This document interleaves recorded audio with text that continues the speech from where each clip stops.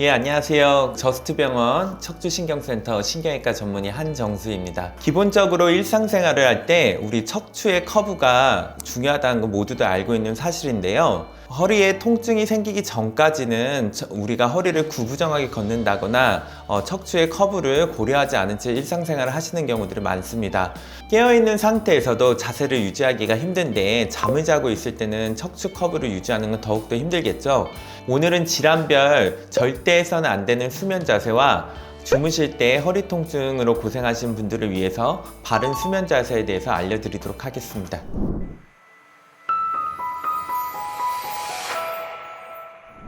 예, 인생의 3분의 1 정도를 차지할 정도로 잠은 인생에서 정말 중요한 요소 중 하나입니다. 우리가 수면 도중 육체적, 정신적으로 회복을 할 뿐만 아니라 수면 도중에는 호르몬과 세포의 성장과 재생이 동시에 이루어지고 있습니다.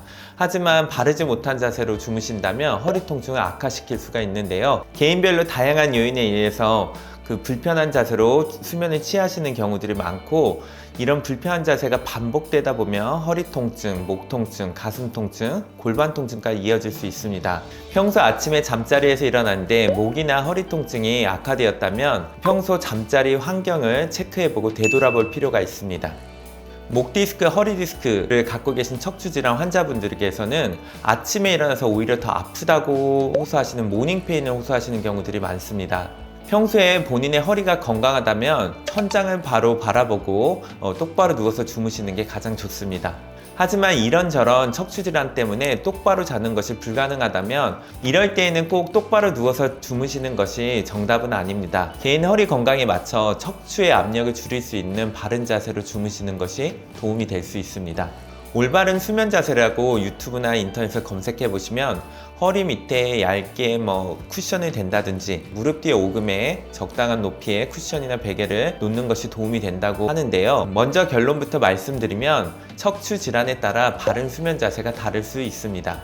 먼저 척추관이 좁아져서 신경을 눌러 발생하는 척추관 협착증이나 신경뿌리가 지나가는 통로인 추간공이 좁아져서 발생하는 추간공 협착증에서 허리를 똑바로 펴고 자는 자세는 오히려 척추관이 좁아지면서 신경통증을 유발할 수 있고, 이때에는 허리 통증뿐만 아니라 다리부터 엉치까지 저림감과 통증이 올라올 수 있습니다. 이런 환자의 경우에는 우리가 새우잠이라고 보통 하는데, 옆으로 누워서 허리를 자연스럽게 구부린 다음 양쪽 다리를 배 쪽으로 살짝 끌어당기고 한쪽 팔에 베개나 쿠션을 개고 양 무릎 사이에 베개나 쿠션을 넣는다면 우리가 허리가 자연스럽게 구부러지면서 척추관과 추간공 협착증 환자에서는 이런 자세가 좁아져 있는 공간을 넓힐 수 있기 때문에 수면 중 통증 완화에 많은 도움이 될 수 있을 것 같습니다.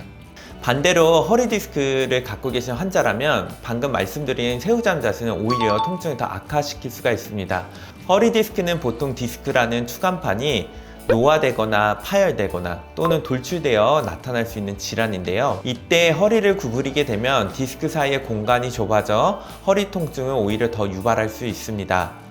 허리 디스크의 경우 보통 허리를 펴면 통증이 완화되는데요. 따라서 허리 디스크 환자에서는 무릎 뒤 오금에 적당한 높이의 쿠션이나 베개를 받치는 것이 좋습니다. 이를 통해 허리에 자연스러운 커브를 만들어줘 숙면하시는 데 도움이 될 수 있습니다.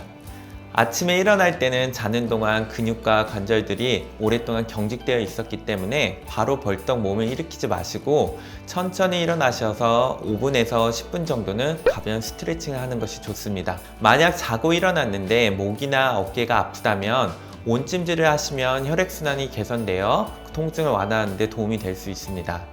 하지만 이러한 통증이 1, 2주가량 지속되고 통증이 악화된다면 병원에서 전문의 상담을 받아보는 것이 좋습니다. 그럼 지금까지 신경외과 전문의 한정수였습니다. 감사합니다.